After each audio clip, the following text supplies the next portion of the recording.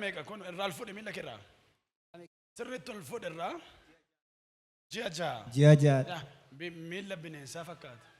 Keep watching to the screen again. The mighty name of Jesus Christ. This sister has been suffering from this Out! skin issue since the last Out! In the name of Jesus Christ. 6 months. You are free, you are free. And the man of God has declared her freedom too.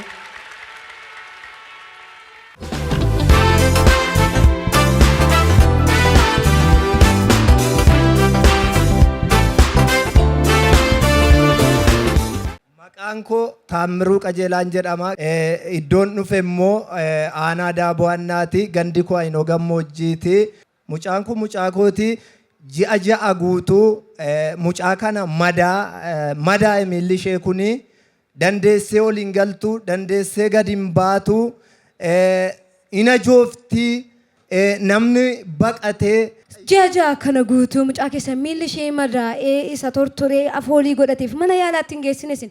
Mana yaalaatti nan geesse, hospitaala nan geesse, hospitaalli waa tokko naa gochuu didee irra darbee mana abbaa dhuunfaatti nan geesse, abbaan dhuunfaas tokko furmaata naa gochuu didee garuu Waaqayyo Waaqni jiraataan inni lafa du'anii nama barbaadu mucaa koo kana gaafani gara waldaa araaraa adeemu mucaa kana baadhadheetani gaafani bakka sana ga'u Waaqayyo gooftaan machaa na gargaaree madaa mucaa kana naa fayyisee raajiin gaafa naa kadhataniif harka isaaniitti buusanii gaafa raajiin naa kadhataniif madaan sun mucaa sanarraa battaluma sanatti naa irraa naa badee isa booddee Waaqayyoon nan galateeffadhe.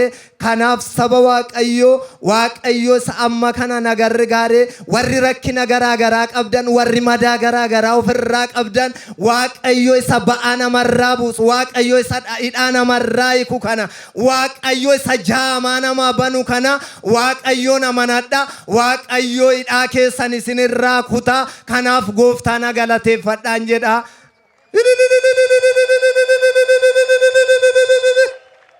Yeroo sana baay'ee si dhukkuba ture? Mana barumsaa addaan kuttee turte? Madaan kun baay'ee foolii qaba deemuu dadhabde? Erga namni Waaqayyoo raajiin sii kadhatanii hoo? Nan fayyi. Mee miila kee irraa madicha irraa ol kaasii nutti agarsiisi.